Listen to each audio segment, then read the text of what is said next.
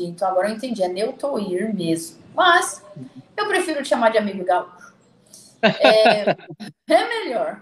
É mais fofo, assim, é mais acessível. Você fica mais próximo da gente. E foi isso que me chamou a atenção no Neutoir, Paulo. Essa proximidade. Eu lembro que me convidaram para participar do grupo do WhatsApp, do Olhos Solidários. Eu fiquei muito feliz, só que eu não consigo acompanhar o ritmo deles, eu confesso para você, Paulo. Eles são muito rápidos, eu não dou conta, não. Eu não consegui, mas estou lá no grupo, não quero sair. Porque, Paulo, eles conseguem se entender, a conexidade, conversar, assim, às vezes você vê 300, 400 mensagens, eu não dou conta. Eu não consigo entrar no ritmo deles, eu não sei o que eles fazem.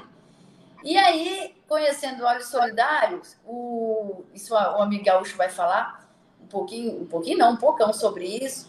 E aí eu comecei a ouvir o amigo gaúcho. E, gente, que interessante esse moço. Aí eu fui pesquisar sobre ele. E aí, Paulo, você pode até observar aí o currículo desse moço e ler para nós. E eu peço para você, amigo gaúcho, sinta-se acolhido, Olhos Solidários, fale do grupo. Apesar que eu concordo com você, eu acredito que tudo aquilo que é símbolo, não deveria ser usado na política, porque a nossa bandeira ela é linda e é nossa, é do povo. Então isso me incomodou muito. Eu não sabia que nem podia usar agora nesse período, nem me toquei disso, Paulo. Mas fazer o quê, né? É lei. Um chimarrão em homenagem aos amigos que estão na audiência. Ah, delícia. Poxa, aí me deixou como que pode. Faz muito tempo que eu não tomo chimarrão. Sabe, quando meu irmão trabalhava de motorista e viajava muito aí para o sul, ele chegava a trazer, ele até tinha aí, e a gente de vez em quando fazia, mas agora faz tempo. E aqui não tá fazendo frio, viu? Aqui tá meio quente, né? Aí no sul, um chimarrão aí nesse horário. Tá frio aí, Hoje está extremamente frio aqui na região noroeste, né? Chega o rosto da gente sentir como se tivesse uma navalha fina passando de frio. Nossa. Passa por entre as roupas no caminhar. Eu fui para o centro hoje cedo, tá muito frio, mas dentro de casa tá gostoso com um bom chimarrão. Maravilha. Então, Neutoir, amigo gaúcho, fique à vontade para falar um pouco da sua história, eu falo que você é um guerreiro, porque você trabalha muito, corre muito. Foi difícil agendar com ele, Paulo, mas conseguimos. Fique à vontade. Seja bem-vindo ao programa Integração e Cidadania. Que esse é o papel do Integração. Já diz, né? Integrar, divulgar, mostrar, apresentar, falar de coisas boas, de vitórias. Também, às vezes, a gente traz notícias que infelizmente, é preciso, né? Ruins, mas a gente precisa mostrar para a sociedade. Mas a ideia da integração é levar luz. Então, sinta-se acolhido por nós. Obrigado. E você conta para nós, por que você eu vou pedir para o Paulo ler em religião. Filósofo? Você é filósofo também? Eu não sabia isso. Você não tinha divulgado no grupo. Para mim, não, né? Eu descobri ontem. Bom, então vamos começar um pouquinho sobre a minha história de vida pessoal, né? Eu, desde muito novo, eu sempre fui uma criança que gostou de estudar. Então, eu sempre fui muito indagador do que acontecia ao meu redor. Mãe, por que isso? Pai, por que aquilo? Tio, tia, por que aquilo? Me conta do tempo do passado. O que aconteceu? Mas por que era assim? Por que agora é diferente? Então, nesse meio tempo, eu sempre estudando muito e gostava muito de leis também. Desde muito criança eu tive interesse por livros e sobre legislação. Era algo muito interessante que eu não conseguia imaginar o porquê que eu gostava tanto disso sendo criança, adolescente. Tanto que eu quase fui advogado, eu só não advoguei, porque realmente não seguia a área, porque eu não tive condições financeiras de pagar uma faculdade na época. Naquela época, conseguir uma bolsa de estudo na área do direito não era tão facilitado quanto hoje. Existem algumas facilitações. Então, foi mais fácil para mim seguir o ramo do magistério e ser professor. E no meio da pedagogia, eu me descobri mais ainda como mais estudioso, mais indagador. No meu magistério, eu tive filosofia, eu tive sociologia, e ali eu descobri o quanto é importante a gente sempre indagar o mundo, sempre querer mais, saber mais, não com o intuito de saber mais do que os outros, mas aprender para repassar conhecimento ou para fazer o bem de uma melhor forma possível, porque a gente aprende muito com o passado, né? Com o passado, que é um passado recente, a gente pode dar um exemplo, a gente pode não cometer os mesmos erros e mesmos enganos. Então, eu sempre fui um cara nesse sentido, de buscar conhecimento para mim, para o meu autocrescimento pessoal e profissional, e também no sentido de me sentir útil na sociedade, né? Eu me inseri em meios políticos, em organizações não governamentais, eu fui presidente de conselho do idoso, eu trabalhei com sopão para crianças, com entidades, então eu sempre fui uma pessoa muito pautada nesse sentido. Até que então eu resolvi fazer uma pós-graduação, eu sempre fui muito religioso também, eu fiz teologia, metateologia, eu sempre fui músico. Então, mãe, pega aqui para mim, por gentileza. Então, assim, eu me foquei na pedagogia e acabei pegando a pós-graduação, me focando na área teológica, porque eu tinha desistido da teologia. Então, eu acabei me focando no sentido de, já que eu não vou fazer teologia, eu vou para pós-graduação, reconhecida pelo Ministério da Educação e Cultura, né, que era em metodologia do ensino religioso, e de quebra ela tinha ênfase em sociologia e filosofia. Então eu acabei adentrando esse mundo, e aí que eu fiquei uma pessoa mais social ainda, né? Eu já era uma pessoa muito tímida no passado, e da timidez eu me explorei, e hoje eu falo mais que um rádio de pilha, né? Aonde tem oportunidade de conversar, eu estou conversando. Não acredito que você era tímido. Meu Deus! Já fui um guri, um rapaz tímido, bem lá no passado, bem longe, que eu nem lembro mais. Bem lá no passado.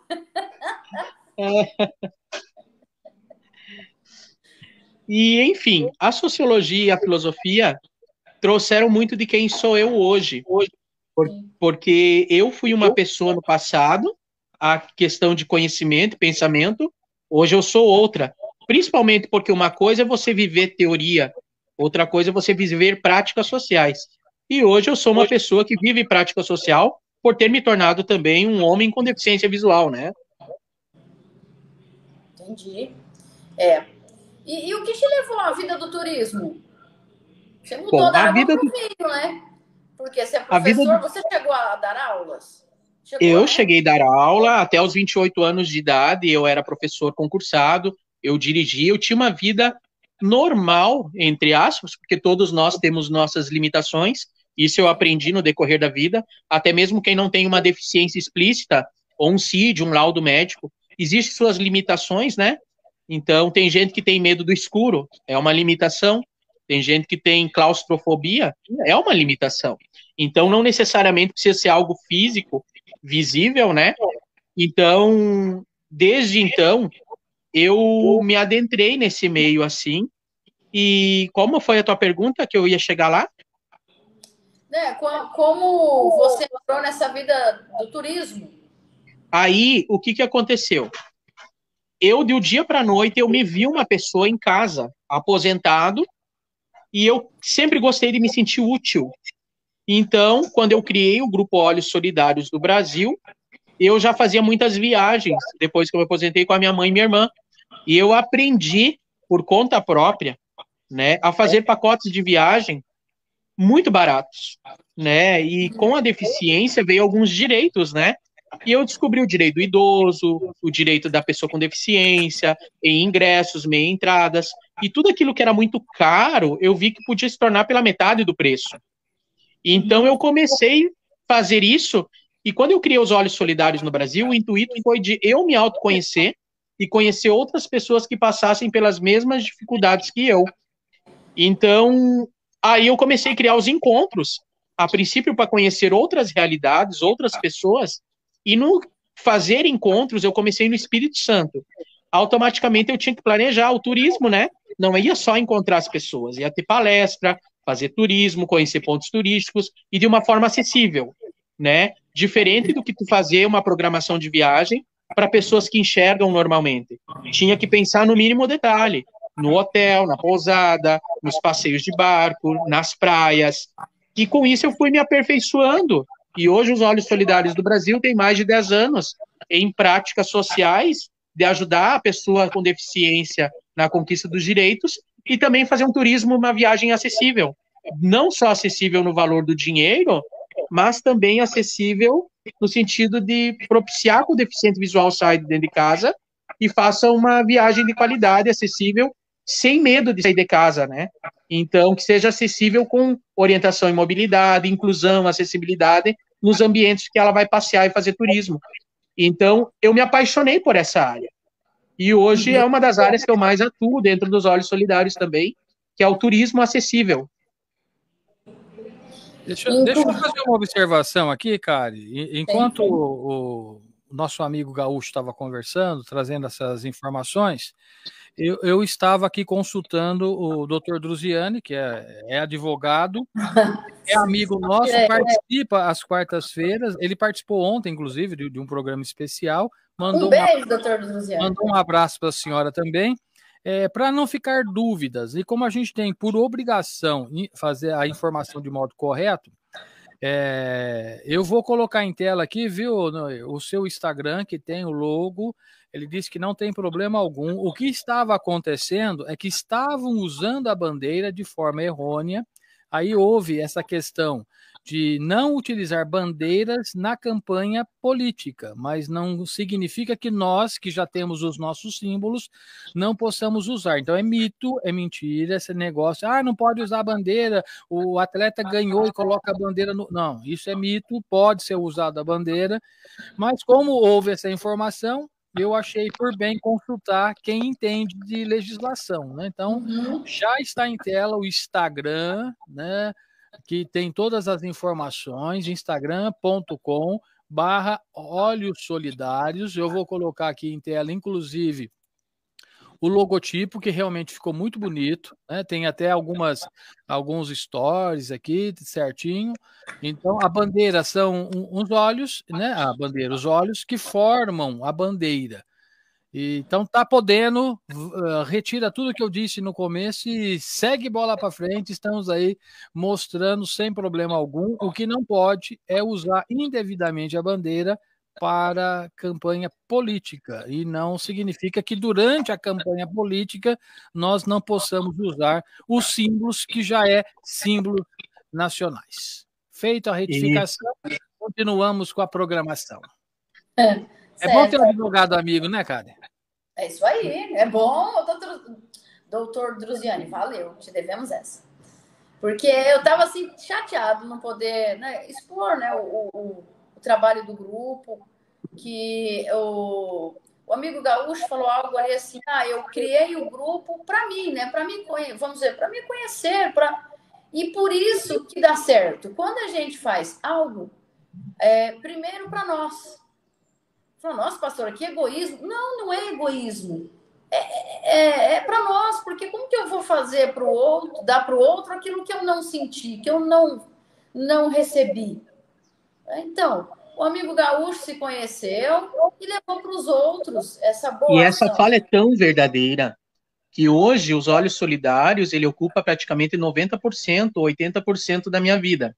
Por quê? Porque quando eu entrei nu, cru, como um bebezinho quando vem ao mundo, né? Sem conhecimento do mundo da deficiência visual. Eu era uma pessoa precisando de ajuda. Muitas vezes as pessoas vêm precisando de ajuda psicológica, né? As pessoas acham que o mundo acabou quando descobre uma doença rara e vai perder a visão. Então, quando eu descobri, eu passava noites em claras, sem dormir, né? Pesquisando, querendo saber mais sobre a questão do meu problema visual. E foi criando um grupo desses que eu conheci inúmeras pessoas com o mesmo problema do que eu e outras que tinham problemas semelhantes, mas que estavam vivendo bem, que apesar das limitações conseguiram vencer suas dificuldades. E tudo que eu aprendi, tudo que eu conquistei, eu tenho um coração muito agradecido. E aí nasceu os Olhos Solidários na veia, como eu costumo dizer. Saiu da teoria para a prática e passei a devolver todo o bem que eu recebi há 10 anos atrás fazendo solidariedade para outras pessoas que, quando vêm até o grupo, vêm correndo buscando ajuda motivacional, psicológica, a conquista de um direito, como aposentadoria, que é um direito, quitação da casa própria, os passes livres da lei, que existe o passe livre municipal, intermunicipal, interestadual, né? Por exemplo, quitação da aquisição do carro 0 quilômetro, tantos os direitos, mas eu sempre, quando eu termino minha consultoria, eu costumo dizer para as pessoas, lembre-se que nós temos direitos, mas ainda temos mais deveres, né? Porque às vezes as pessoas procuram os olhos solidários correndo atrás apenas dos seus direitos, mas a gente precisa lembrar que a gente também tem muitos deveres a cumprir. E cumprindo os nossos deveres, automaticamente é mais fácil de fazer com que os nossos direitos aconteçam. E não só os direitos, como a questão de tudo que a gente criou no Brasil, como o projeto da conscientização do uso da bengala para orientação e mobilidade das pessoas. Os Olhos Solidários também ajudou a disseminar as cores das bengalas, né? Hoje, no meio da pessoa com deficiência visual, um deficiente visual, uma pessoa com deficiência visual, hoje a gente não usa mais muito o termo deficiente, né? A gente usa mais o termo deficiência, né? Então, por causa que também está tendo, assim, o trabalho contra o capacitismo, que é o preconceito com a pessoa com deficiência. As pessoas acham, às vezes, que são melhores ou piores, ou que têm deficiências melhores ou piores. Existe toda uma questão em relação ao capacitismo. Então, hoje a gente não fala muito deficiente, fala na deficiência visual em si. Mas na deficiência visual em si, voltando a falar, né, a gente hoje divulgou muito no Brasil as cores da bengala, como a bengala branca sendo do cego, a bengala verde sendo do baixa visão, aquela pessoa que tem uma deficiência visual, mas que ainda tem um resíduozinho, que nem eu, que tem 5% num olho e 10% no outro, e com o óculos isso dá uma melhoradinha. Não que ajuda para ser uma pessoa como eu era antigamente, que trabalhava, que dirigia, que fazia tudo, né? E também tem o surdo cego, que também é a bengala branca com vermelho. No meio das pessoas com deficiência, né? Então, é muito conhecido, mas no público em geral não é. Então, o que nós, os Olhos Solidários, conscientizamos muito? Essas pessoas que chegam com vergonha de colocar uma bengala na mão e sentir preconceito do mundo lá fora, ter a consciência de que a bengala vai ser os seus olhos, vai ser seu braço direito, seu braço esquerdo, que vai lhe ajudar a não cair, não se machucar e seguir a vida caminhando em frente, independente da cor. Então, nós conscientizamos muito isso, a questão do psicológico, bate-papo amigo motivacional, esses encontros, essas viagens com amigos, com pessoas de todo o Brasil, né, e de Portugal. Tem muitos portugueses nos nossos encontros também, mostrando seus exemplos de vida, como funciona na Europa a questão dos direitos e a pessoa com deficiência visual, como é lá a vida deles, essa troca de experiências, né? Então é muito válido. E também essa questão da ajuda dos direitos, a questão de uma melhor qualidade de vida, apesar de que as pessoas hoje também não têm uma alimentação regrada, não praticam esporte. Então a gente incentiva as pessoas hoje a ter uma vida, no contexto geral, com a melhor qualidade possível, né? Seja na saúde mental ou na saúde física, independente da limitação que possua, né? Da questão visual. Deixa eu fazer aqui uma outra observação, cara. Durante a fala agora, mais uma vez, eu coloquei o seu Instagram e na hora que você estava falando da bengala, eu coloquei exatamente que tem um banner aqui no seu Instagram falando da bengala branca cego, bengala verde baixa visão, bengala branca e vermelha surdo e cego. Então, você estava falando, eu ilustrei aqui com a imagem para quem está nos assistindo. E entrei no Facebook, né, que tem um grupo que é chamado um grupo motivacional em formato de apoio à pessoa com retinose pigmentar e deficiências visuais em geral. E eu solicitei a participação do grupo, eu não sei quem que é o administrador, se você tiver alguma gerência e puder aceitar, eu coloquei como Paulo Carvalho, tá? Porque é assuntos que nos interessam, né, cara? A gente sempre usa essas informações aqui no programa, viu? Então, embora eu não tenha, né, eu uso óculos, né, mas é só 5 graus só que eu perdi, então eu enxergo, né, com óculos, eu levo uma vida dentro dessa normalidade, isso e tudo mais. mas eu gostaria de participar até para nos abastecer com informação. Achei muito interessante. Com certeza, no decorrer do dia ou durante agora a nossa transmissão, algum dos administradores vai estar te aceitando, ou depois mais eu mesmo vou estar aceitando, que é um grupo bem fechado, a gente faz live de vez em quando lá também, tira dúvida das pessoas na prática. E o interessante do que tu falaste, amigo, é que muitas pessoas que têm uma alta miopia, que tem um quadro degenerativo de visão que não chega a tornar uma pessoa com deficiência visual, nos seguem e nos procuram tirando dúvidas e querendo ter conhecimento também. E eu acho isso muito importante, muito importante. Sim, quando eu conheci o grupo, Paulo, eu fiquei encantada. É muito conteúdo, muito, muito mesmo. E todos assim, os administradores são pessoas assim que estão no foco, eles não desviam o foco, sabe? Eu sou muito observadora nisso, né? É um grupo, eu falei uma vez pro próprio grupo, é um grupo leve, apesar de ter tanto assunto que eu não consigo, mas é um grupo super leve. É muito bom participar desse grupo. E o legal, né? Tem umas regras lá que eu achei muito interessante. E, inclusive, como eu estava com problema com o telefone, né? Aí eu peguei e salvei meu amigo gaúcho no privado. Falei, meu Deus, eu preciso salvar ele, porque se eu sair, eu preciso voltar, porque tem uma regrinha lá da saída. Falei, meu Deus do céu, não posso sair desse grupo, não. Sai de qualquer um desse, não. Mas vale a pena. O legal do nosso grupo é que ele, no WhatsApp, ele consegue chegar mais ao encontro das pessoas do que diretamente no YouTube, no grupo do Facebook ou no Instagram. Lá é mais superficial, mas quem chega até os grupos do WhatsApp, nós fazemos, às vezes, brincadeiras, bate-papo amigo, às vezes a gente faz lá um jogo de perguntas e respostas de conhecimentos gerais.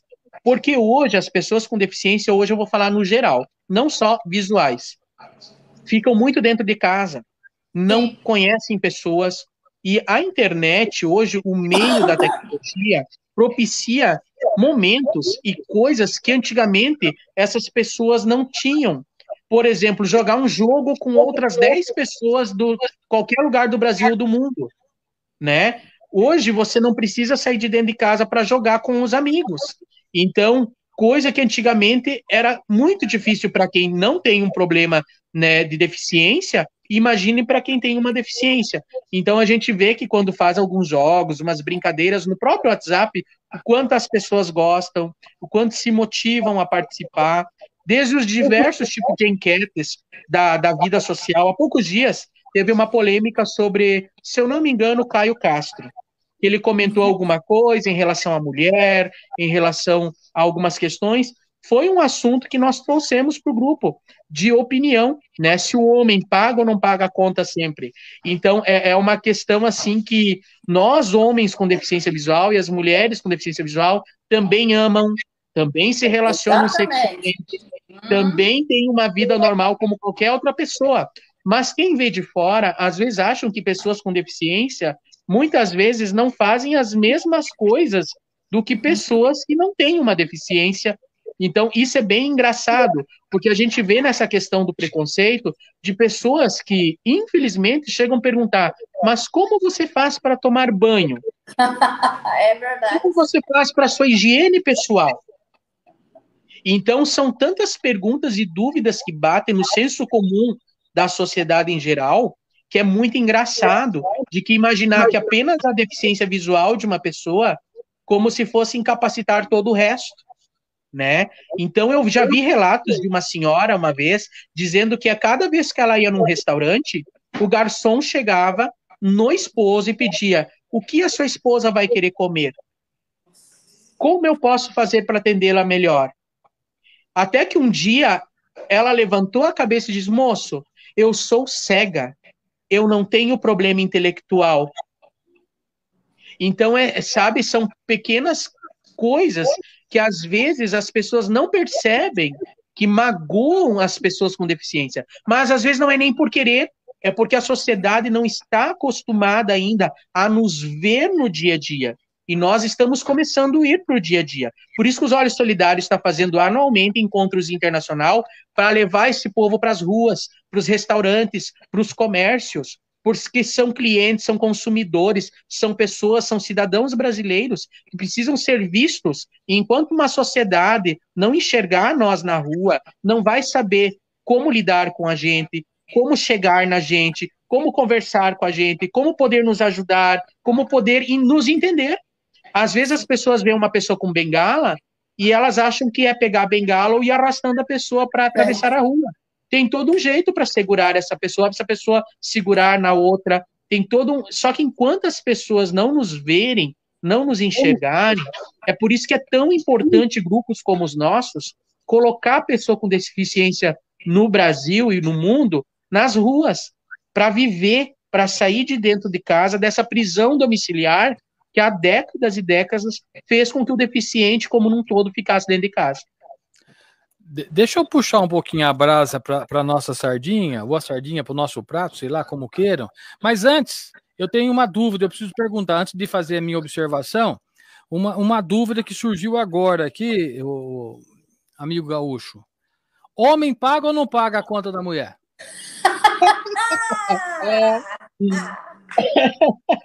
O Caio Castro disse que nem sempre precisa. Aí ele foi bombardeado nas redes sociais. Vocês discutiram no grupo. Paga ou não paga? Qual foi a conclusão que o grupo chegou? É verdade, eu não lembro dessa, eu não vi. Qual foi? Teve algumas conclusões, eu vou falar 3 conclusões. Teve algumas conclusões que acharam que o homem hoje não é mais cavalheiro, que o homem hoje ele não é mais elegante, não tem mais o cuidado, fino trato com a mulher como tinha-se antigamente. Tem uma outra opinião de que a mulher se empoderou de tal forma na questão dos âmbitos sociais, como o feminismo, por exemplo, de que ela acha que ela tem o direito, tanto quanto o homem, de pagar a conta e que ela não se sente à vontade, muitas vezes, de não dividir. Raras exceções, mas algumas mulheres colocaram essa opinião. E, em sua grande maioria, as pessoas concordaram de que quando se é um casal já que constrói algo juntos ou que quer construir algo juntos, não tem o porquê, de vez em quando, a mulher também ajudar a dividir a conta. Porque tudo que ambos constrói para o bem próprio comum dos dois. Não é uma vida individual, aonde quando você é casal, você vai pensar de uma forma, quando você não é casal é de outra. E daí, nesse senso comum, se chegou. Quando eu convido como homem, eu estou te convidando, por que não pagar?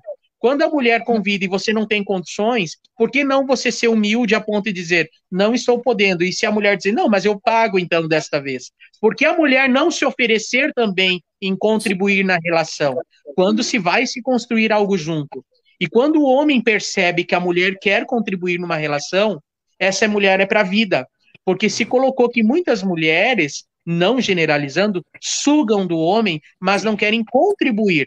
Lembrando das individualidades, que todo homem tem que sobrar algo para se satisfazer. Toda mulher tem que sobrar algo para ela satisfazer, em questão de financeiro. Por quê? Porque mesmo diante de uma construção, nós somos seres individuais. Antes de casar como solteiro, eu tinha algumas vontades, desejos e eu fazia. Antes da mulher casar e ficar comigo como solteira, ela tinha algumas vontades e fazia. Depois de casado, ambos vão fazer coisas juntos. Então é saber mesclar. Nem 8, nem 80. É meio termo.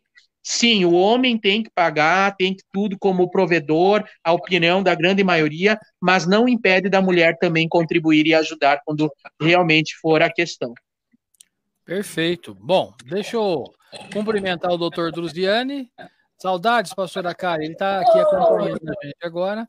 E a Ana Rúbia Campos. Bom dia, meus queridos. Bom, deixa eu fazer a observação que eu queria. Logicamente, essa aí foi só para contextualizar o assunto. Eu queria saber mesmo. Eu queria saber como que eu vou lidar com a minha esposa hoje. É eu que vou pagar, eu vou dar conta para ela. Mas integração e cidadania, né? Nós começamos inclusão e cidadania, teve a música, né, Karen? Nós começamos inclusão através da música, inclusão e cidadania. Hoje temos o integração e cidadania. E dentro da sua fala, em um determinado momento, você disse sobre que as pessoas, né, no caso de ajudar aí o deficiente, ou a mulher que está no restaurante, ela é cega, mas o intelecto está tranquilo, a gente vai ajudar o cego a atravessar, a gente puxa pelo braço, às vezes ele nem quer atravessar a rua, mas você viu ele perto da esquina, você já vou ajudar o ceguinho a atravessar a rua, né? Porque é mais ou menos nesse sentido. E aí vem essa questão. Hoje existem muitas legislações que acabam, de alguma forma, trazendo o deficiente para o ambiente de trabalho. Hoje existe uma legislação que a empresa, determinado a quantidade de números de funcionários, tem um percentual que obrigatoriamente tem que contratar pessoas com deficiência. Aí vem a famosa pergunta, eu queria, aí, tanto você quanto a pastora Kari poderia contribuir nessa fala. E já estamos em cima do horário também. As pessoas, por lei, fazem, mas continuam não incluindo, não integrando e não enxergando as pessoas com deficiência. Eu não sei se fui claro no que eu quero pontuar, né? Foi super claro. A gente entende que a lei te obriga. Eu vou, né? Porque a lei me obriga, mas não que eu queria. Eles não conseguem ver que a pessoa que tem alguma deficiência, a pessoa que é portadora de uma deficiência, ela, né, pessoa com deficiência, não é portadora também, já não usa mais essa nomenclatura. A pessoa com deficiência, ela tem intelecto e ela produz tanto quanto. No entanto, só o acolhe porque a lei manda. É isso, Gaúcho? É isso mesmo. Né? Eu acho que a pastora Kari também vai poder contribuir em alguma forma, mas eu vejo muitas pessoas com deficiência visual, como com certeza outras deficiências devem contribuir e falar também, no mesmo contexto, de que é mais difícil fazer com que os direitos sejam realmente válidos e validados, porque existe muita resistência de que, só porque é deficiência, a pessoa vai ter mais direito do que eu, ou vai pagar menos do que eu, por exemplo, no ingresso, no cinema. A pessoa com deficiência, ela paga meia entrada, né? O seu acompanhante, quando necessita, paga meia entrada. Em alguns eventos culturais, parques e tudo, a pessoa cega não paga. E às vezes o acompanhante também não paga. Lá em Gramado mesmo, nós vamos ter o nosso segundo encontro internacional, várias instituições, empresas, não cobraram dos deficientes visuais, só a meia entrada do acompanhante. Então, a gente vê que muitos fazem de bom grado e bom coração por querer contribuir com a causa, mas a gente vê que muitos só fazem porque realmente a lei manda. E é muito triste quando você vê que, às vezes, tem que ter um direito para você ter um bom olhar sobre o outro, né? Você tem que ter um direito para poder fazer valer acontecer alguma questão. Por exemplo, a questão da orientação e mobilidade, né, deveria estar já disseminada em todo o Brasil. Tu chega ainda em certas prefeituras, em certas cidades interioranas, em certos lugares, que a mobilidade não existe, que a fila prioritária não existe. Eu, há pouco tempo atrás, não faz 2, 3 anos, eu fui na minha prefeitura, e olha que os órgãos públicos deveriam ser os primeiros a ter a questão da prioridade, da fila prioritária e tudo, né, já há muitos e muitos anos que isso já existe. E eu vi uma porção de mulheres grávidas, idosos, pessoas com deficiência, e eu era uma dessas, lá na fila na prefeitura para ir no IPTU, para ir na Secretaria de Saúde, para várias questões, e não existia uma fila prioritária. Eu cheguei no prefeito e disse, olha, eu sou professor aposentado no município, e até eu me encontrar na condição que eu estou, eu nunca tinha reparado algo. Olha como somos, como seres humanos sociais. Eu só fui reparar a necessidade quando eu precisei. Por que o ser humano só repara algo tão primordial quando ele precisa? E aí, eu, como sempre fui uma pessoa social e lutou pelas causas sociais, eu disse, não, a partir da próxima vez que eu vier aqui, é lei, a prefeitura tem que dar o exemplo. Eu quero ver fila prioritária aqui nos atendimentos da prefeitura municipal. Não deu, 1 semana, 2 providenciaram, na próxima vez que eu fui lá já existia prioridade. Então, para vocês verem, isso ainda é um longo processo, de que só se faz e se cumpre as coisas porque é lei muitas vezes. Já cheguei em lugares que quiseram me negar os meus direitos e eu tive que mostrar o número da lei e a pessoa entrar no Google e dizer, não, realmente é verdade, desculpa, o senhor tem razão. Vamos lá, cara, a gente vai ter que ir conduzindo, porque na sequência, na próxima live, eu vou estar com o doutor Evandro Carniato e a presidente da Ordem dos Advogados do Brasil. Que beleza! Eu não sei se a gente consegue, né, Paulo? Fazer uma... E da cidade, deixa eu ver a cidade que ela vai estar aqui, que eu me perdi aqui, mas ela vai estar falando, e inclusive um termo bastante interessante, né, que eu vou estar aqui com a doutora... vamos lá, cadê a doutora aqui, gente? Achei. Ana Paula Arruda, ela é presidente da Ordem dos Advogados do Brasil de Aguaí, e ela é procuradora da Câmara Municipal daquela cidade. E o tema que a gente vai estar conversando é sobre as atribuições e prerrogativas da Procuradoria Jurídica do Legislativo. Um assunto interessante. Vamos lá, cara.